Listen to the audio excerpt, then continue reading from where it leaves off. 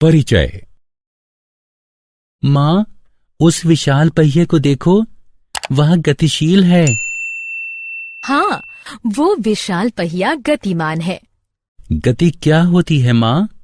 गति भौतिक विज्ञान का एक महत्वपूर्ण अध्याय है। इस संसार में हर चीज गतिशील है। वो कैसे? हालांकि वो बहुत कम और बहुत धीरे धीरे गतिमान हो सकती है, लेकिन हर चीज गतिशील होती है। लेकिन मैं तो गतिशील नहीं हूँ। यद्यपि तुम खड़े हुए प्रतीत होते हो, लेकिन पृथ्वी सूर्य के चारों तरफ घूम रही है और सूर्य हमारी आकाश गंगा के चारों तरफ घूम रहा है। गति कभी नहीं रुकती। माँ, मैं गति के बारे में और अधिक जानना चाहता हूँ। कृपया मुझे बताओ। ठीक है, चलो पहले घर चलते हैं, फिर मैं तुम्हें गति के बारे में बताऊंगी। उद्देश्य। इस पाठ के अंत में आप निम्न करने में सक्षम हो जाएंगे: गति को परिभाषित करना, सरल रेखीय गति का वर्णन करना, एक समान गति तथा असमान गति को समझना, चाल की गणना करना, वेग को परिभाषित तथा गणना करना, त्वरण को परिभाषित करना, गति के ग्राफीय प्रदर्शन को समझना, एक समान वृत्तीय गति का वर्णन करना। गति को समझना। गति दर्शक की स्थिति पर निर्भर करती है। उदाहरण के लिए हम देख सकते हैं कि एक वाहन धरातल के सापेक्ष गति में है। विभिन्न दर्शक किसी वस्तु की गति को अपने अनुसार देख पाते हैं। या फिर हम कह सकते हैं, अगर कोई वस्तु गतिमान है तो उसकी स्थिति दर्शक के सापेक्ष परिवर्तित होती है। एक घूमती कुर्सी, एक झूला, एक उछलती गेंद गतिशील वस्तुओं के उदाहरण हैं। पृथ्वी का सूर्य के चारों तरफ अपनी कक्षा में घूमना भी गति कहलाता है। सरल रेखीय गति। हमारे संसार में हर चीज गतिमान है, यहां तक कि स्थिर वस्तुएं, जैसे कि हमारा घर भी सूर्य या और तारों के सापेक्ष गति में है। गति पूर्णतः ऊर्ध्वाधर, जैसे कि एक गिरता हुआ पत्थर, पूर्णतः क्षैतिज, जैसे कार का राजमार्ग पर चलना, या तिरछी, जैसे एक हवाई जहाज का रनवे पर एक कोण पर उड़ान भरना होती हैं। किंतु ये एक सरल रेखा में होना चाहिए। जब हम भौतिक विज्ञान में किसी वस्तु की स्थिति को ज्ञात करने की कोशिश करते हैं, तब हम उसकी स्थिति को किसी निर्देश बिंदु से निर्धारित करते हैं। इस बिंदु को मूल बिंदु कहते हैं, जो कि अक्ष का शून्य बिंदु होता है, एक्स, वाई या जेड। हम किसी वस्तु की स्थिति का अंकीय प्रदर्शन उसको निर्देश बिंदु के धनात्मक दिशा या ऋणात्मक दिशा में रखकर करते हैं।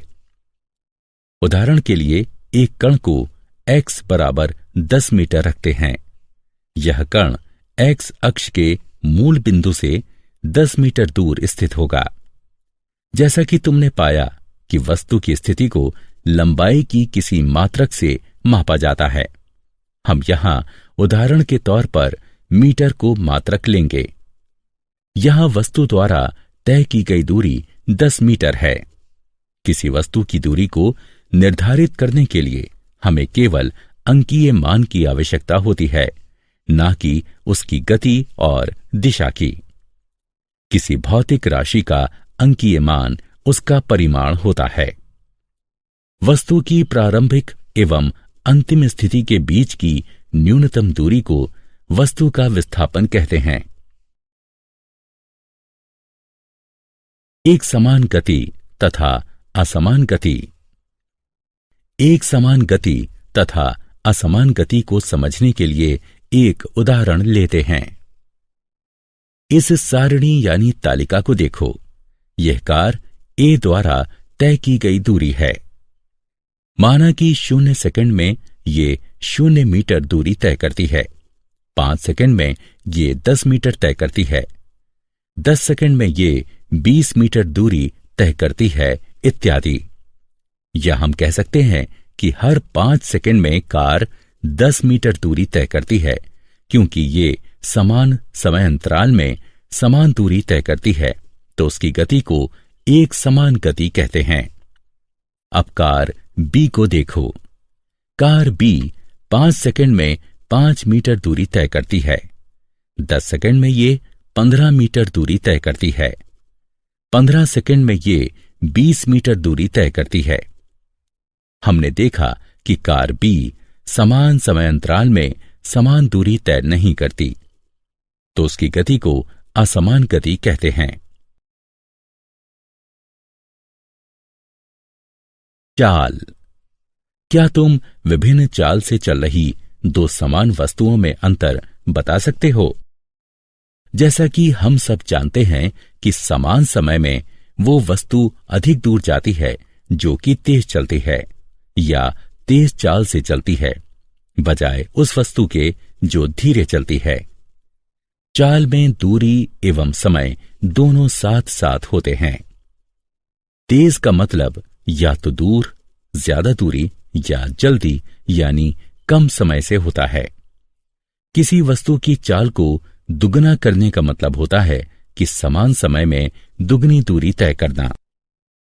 किसी वस्तु की चाल को दुगना करने का मतलब निर्धारित दूरी के लिए आवश्यक समय को आधा करना भी होता है। वस्तु द्वारा इकाई समय में तय की गई दूरी के उपयोग से उस वस्तु की गति की दर प्राप्त की जा सकती है। चाल का मात्रक मीटर प्रति सेकंड होता है। इसे इस चिन्ह द्वारा प्रदर्शित किया जाता है। अधिकतर अवस्थाओं में वस्तुएं असमान गति में होती हैं, इसलिए हम उन वस्तुओं की गति की दर को उनकी औसत चाल के रूप में व्यक्त करते हैं। वस्तु की औसत चाल उसके द्वारा तय की गई कुल दूरी को कुल समय अवधि से भाग देकर प्राप्त की जा सकती है। यदि एक वस्तु t समय में s दूरी तय करती है तो इसकी चाल v बराबर s/t होगी। दिशा के साथ चाल। एक निश्चित दिशा में चाल को वेग कहते हैं। किसी वस्तु की चाल व्यक्त करती है कि वह कितनी गति से चल रही है, जबकि वेग वस्तु की चाल एवं दिशा दोनों को दर्शाता है। एक समान वेग के लिए वस्तु को नियत चाल से निश्चित दिशा में चलना चाहिए। इसकी गणना औसत चाल की गणना के समान ही होती है। औसत वेग को प्रारंभिक वेग और अंतिम वेग के अंकगणितीय माध्य के द्वारा प्राप्त किया जा सकता है। औसत वेग बराबर प्रारंभिक वेग जमा अंतिम वेग बटे 2। गणितीय रूप में v/a/v बराबर u जमा v बटे में 2, जहां v/a/v औसत वेग है, u प्रारंभिक वेग है तथा v वस्तु का अंतिम वेग है। चाल तथा वेग दोनों का मात्रक समान अर्थात मीटर प्रति सेकंड होता है।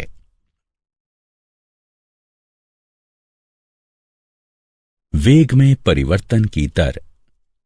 वस्तु के प्रति इकाई समय में वेग परिवर्तन की माप को त्वरण कहते हैं। एक दिशा में त्वरण वस्तु की गति के बढ़ने या घटने का माप है। त्वरण वेग के परिमाण एवं दिशा में परिवर्तन की दर को व्यक्त करता है। त्वरण का मात्रक मीटर प्रति वर्ग सेकंड है। वस्तु के प्रति इकाई समय में वेग परिवर्तन की माप है, अर्थात त्वरण समय अवधि में वेग परिवर्तन के बराबर होता है। यदि एक वस्तु का वेग प्रारंभिक वेग u से t समय में बदलकर v हो जाता है तो त्वरण a निम्न होगा, a बराबर v घटा u बटे में t। एक समान या नियत परिमाण वाले त्वरण एक प्रकार की गति होती है जिसमें इसका वेग समान समयांतराल में समान रूप से बदलता है। दूसरी ओर यदि एक वस्तु का वेग असमान रूप से बदलता है तो वो असमान त्वरण से चलती है।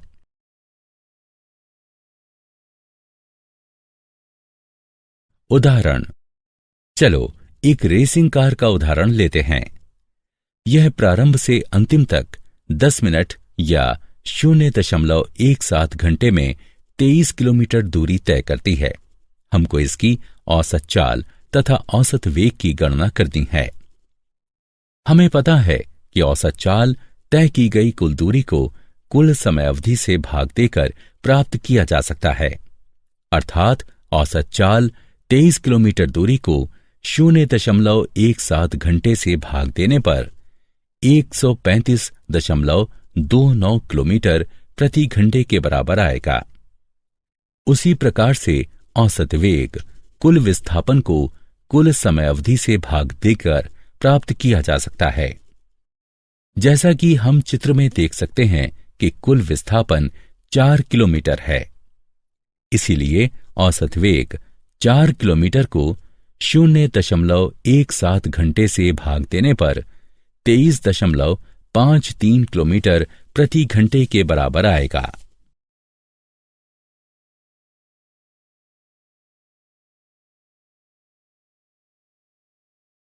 गति का ग्राफीय प्रदर्शन। एक ग्राफ दो प्रकार के आंकड़ों में संबंध का चित्रीय प्रदर्शन है, जिसमें एक प्रकार के आंकड़े निर्भर चर तथा दूसरे प्रकार के आंकड़े स्वतंत्र चर होते हैं। विस्थापन। क्योंकि विस्थापन एक निर्भर भौतिक राशि है, इसलिए समय ग्राफ में इसको y अक्ष पर प्रदर्शित किया जाता है तथा समय स्वतंत्र राशि है, अतः इसे x अक्ष पर प्रदर्शित किया जाता है। अगर किसी वस्तु की स्थिति समय के साथ बदलती है तो वो गतिशील है। यदि कोई वस्तु समान समयांतराल में समान विस्थापन तय करती है तो ग्राफ x अक्ष पर एक सीधी रेखा होगी जो एक समान गति को प्रदर्शित करता है। यदि ग्राफ एक वक्र है तो वो असमान गति को प्रदर्शित करता है। विस्थापन समय ग्राफ का ढलाव वस्तु के वेग को प्रदर्शित करता है।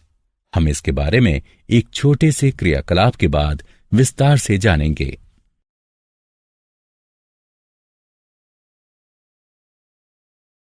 दूरी समय ग्राफ।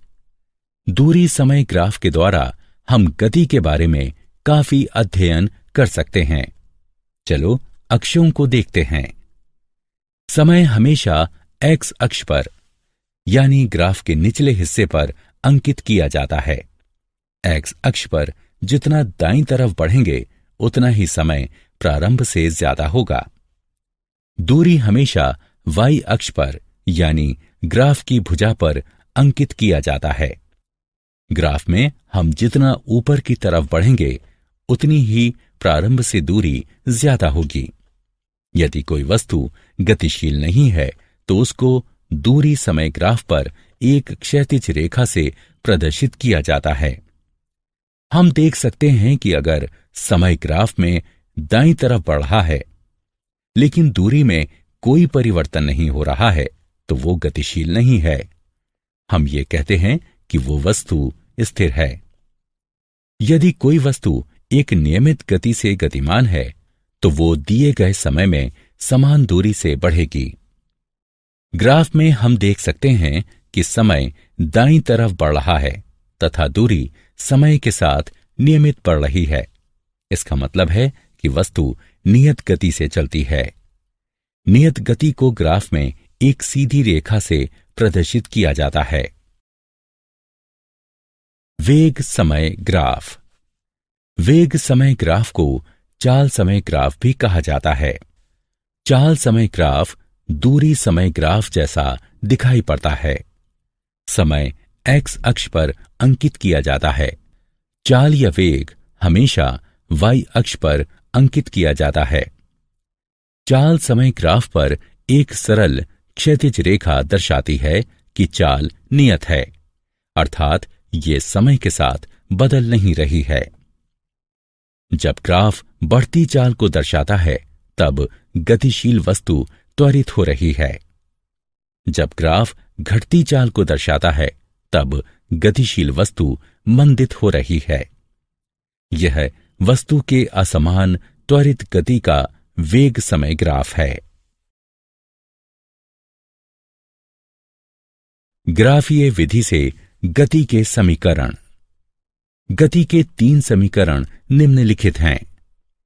v बराबर u जमा at, s बराबर ut जमा 1/2 at वर्ग, 2as बराबर v का वर्ग घटा u का वर्ग, जहां u वस्तु का प्रारंभिक वेग है जो कि t समय के लिए एक समान त्वरण a से चलती है। v अंतिम वेग है तथा t समय में वस्तु के द्वारा तय की गई दूरी s है। पहला समीकरण वेग एवं समय में संबंध व्यक्त करता है। दूसरा समीकरण समय एवं स्थिति के बीच संबंध व्यक्त करता है। तीसरा समीकरण वेग एवं स्थिति के बीच संबंध व्यक्त करता है, जिसे पहले तथा दूसरे समीकरण से प्राप्त किया जा सकता है। वेग समय संबंध के लिए समीकरण। कोई वस्तु जो कि एक सरल रेखा में एक समान वेग से चल रही है, माना कि समय t बराबर 0 पर इसका एक समान त्वरण a है, जबकि इसका प्रारंभिक वेग u है। त्वरण के परिणाम स्वरूप इसका वेग t समय में बढ़कर v यानी अंतिम वेग हो जाता है तथा t समय में वस्तु s दूरी तय करती है। चित्र वस्तु की गति के वेग समय ग्राफ को दर्शाता है। vt ग्राफ का ढलाव गतिशील वस्तु का त्वरण दर्शाता है।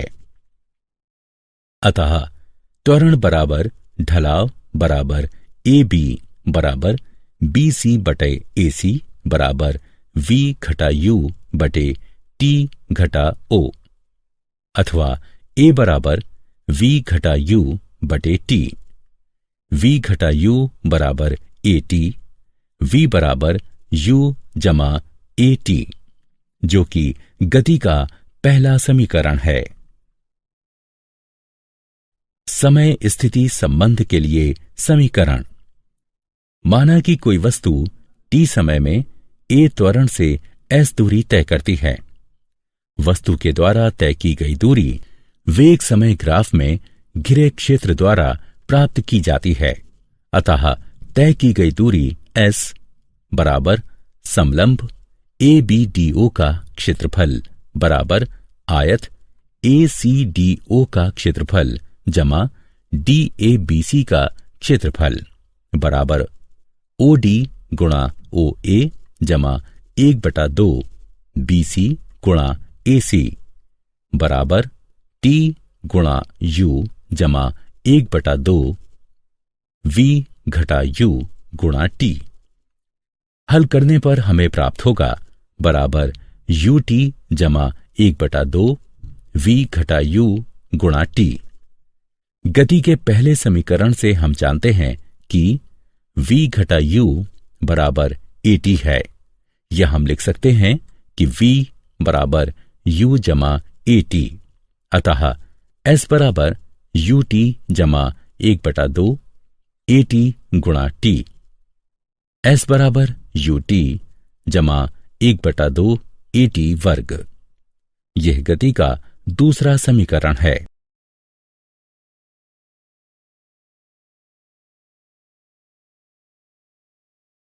वेग स्थिति संबंध के लिए समीकरण। गति का तीसरा समीकरण इन पहले 2 समीकरणों से प्राप्त करेंगे।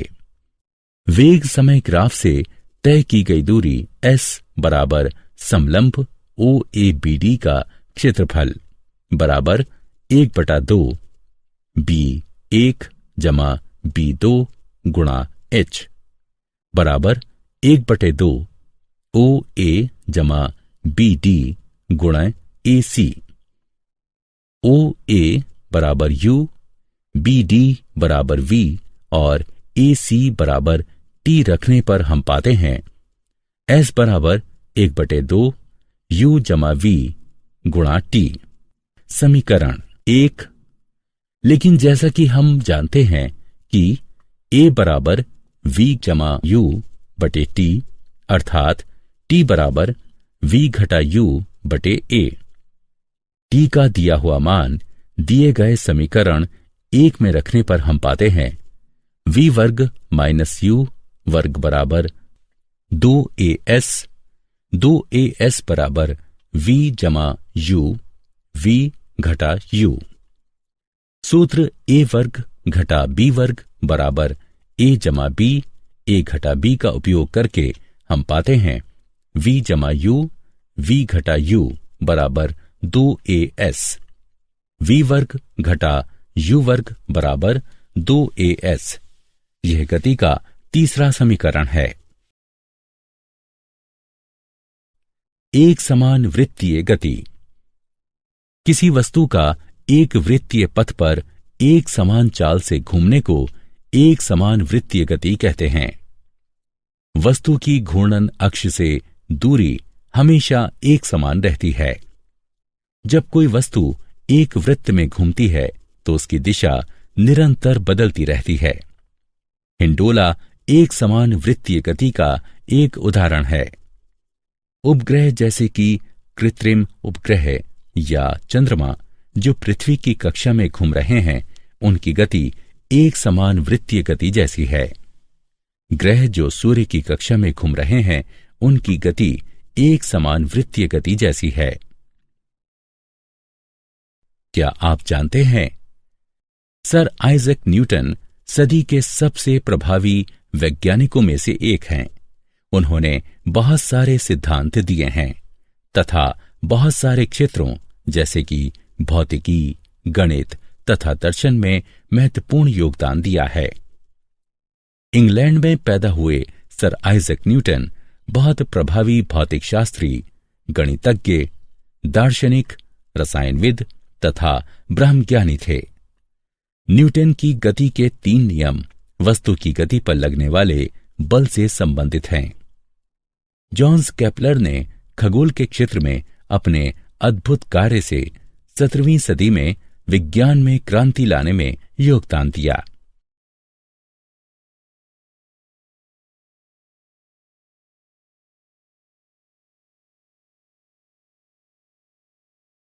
सारांश। आइए हमने जो कुछ सीखा है उसे संक्षेप में दोहराएं। स्थिति में परिवर्तन एक गति है। इसकी व्याख्या तय की गई दूरी या विस्थापन के रूप में की जा सकती है। एक वस्तु की गति का समान या असमान होना उस वस्तु के वेग पर निर्भर करता है जो कि नियत है या बदल रहा है। प्रति इकाई समय में वस्तु के द्वारा तय की गई दूरी उसकी चाल होती है और प्रति इकाई समय में हुआ विस्थापन उसका वेग होता है। किसी वस्तु का त्वरण प्रति इकाई समय में उसके वेग में होने वाला परिवर्तन है। ग्राफों के द्वारा वस्तु की समान और असमान गति को दर्शाया जा सकता है।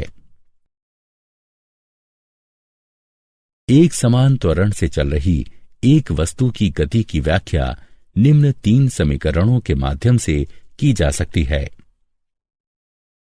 v बराबर u जमा ए टी, s बराबर यू टी जमा 1/2 ए टी वर्ग, 2as बराबर v वर्ग घटा u वर्ग, जहां u वस्तु का प्रारंभिक वेग है जो कि t समय के लिए एक समान त्वरण a से गति करती है। इसका अंतिम वेग v है और t समय में तय की गई दूरी s है। अगर कोई वस्तु वृत्तीय पथ पर एक समान चाल से चलती है तो उसकी गति को एक समान वृत्तीय गति कहा जाता है।